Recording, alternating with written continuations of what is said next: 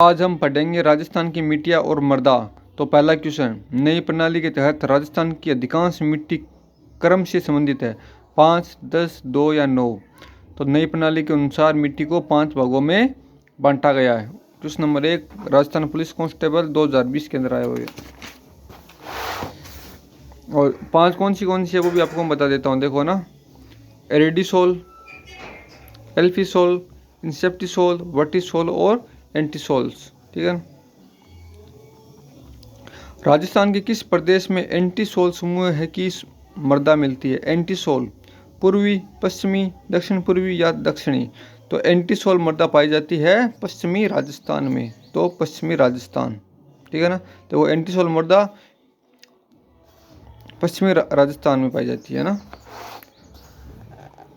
Vertisol मृदा मुख्य रूप से पाई जाती है।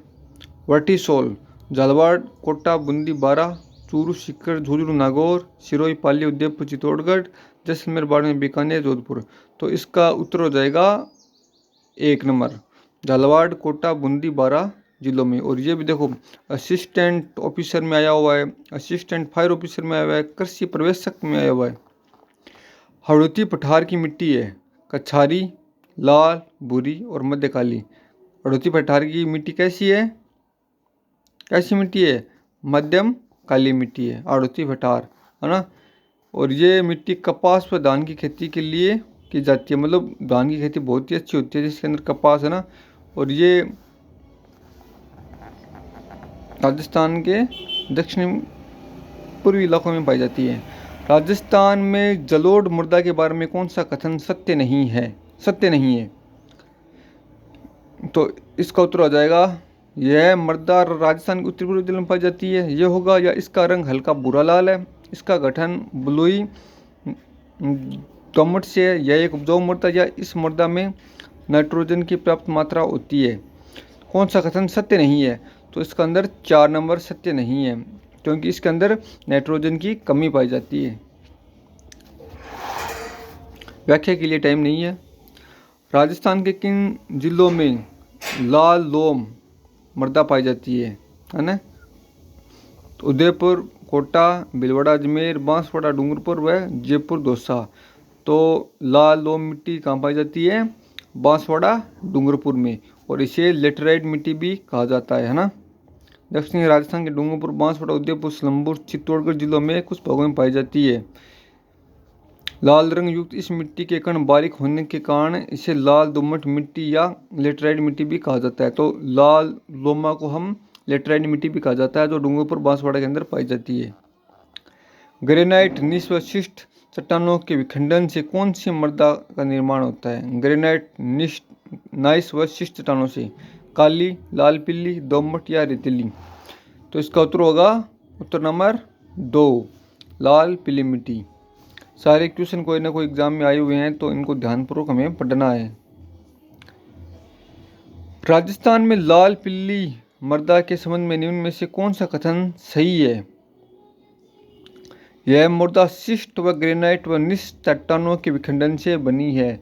यह बात एकदम सत्य है और बात इसके अंदर सत्य नहीं है। तो उत्तर नंबर 1 हो जाएगा। काली मृदा पाई जाती है। काली मृदा हड़ौती वाले इलाकों में पाई जाती है, तो ये हो जाएगा। हड़ौती के अंदर कौन से आते हैं? कोटा, बूंदी, बारा, झालावाड़। तो देखो, कोटा बूंदी नहीं है, इसके अंदर बारा है, झालावाड़ है। ठीक है ना। तो ये इसका उत्तर नंबर 1 ही हो जाएगा। काली मिट्टी हड़ौती क्षेत्र ने, हड़ौती के अंदर कोटा, बूंदी, बारा, झालावाड़। झालावाड़, कोटा, बूंदी, सोईमत ना, इन इलाकों में पाई जाती है काली मृदा पाई जाती है। कौन सी मृदा सवजोत के लिए जानी जाती है, जो अपने आप में उपजाऊ होती है? वो कौन सी मिट्टी होती है? लाल रेतीली, भूरी रेतीली, काली या कछारी? तो वो कौन सी मिट्टी होती है सवजोत के लिए जानी जाती है? वो होती है काली मृदा। काली मृदा बहुत ही ज़्यादा उपजाऊ होती है, इसके अंदर कपास की खेती बहुत ही ज़्यादा अच्छी होती है, कपास और मूंगफली है ना। राजस्थान के पश्चिमी भाग में पाई जाने वाली कौन सी मृदा कम उपजाऊ व अधिक लवणता युक्त होती है? मरुस्थलीय, काली, लेटराइट व जलोढ़। तो काली और जलोढ़ तो बहुत ही ज़्यादा उपजाऊ होती है। लेटराइट मृदा और लाल लोमा मिट्टी भी उपजाऊ होती है, लेकिन मरुस्थलीय जो मिट्टी होती है वो उपजाऊ नहीं होती है, इसके कण भी मोटे होते हैं।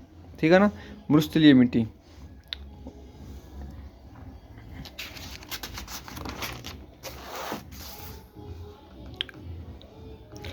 कौन सा कथन राजस्थान की लेटराइट मृदा के बारे में सही नहीं है? लेटराइट मतलब लाल लोमा मिट्टी, यह कांतित एवं रेवदार चट्टानों से बनी है। यह मृदा डूंगरपुर में पाई जाती है।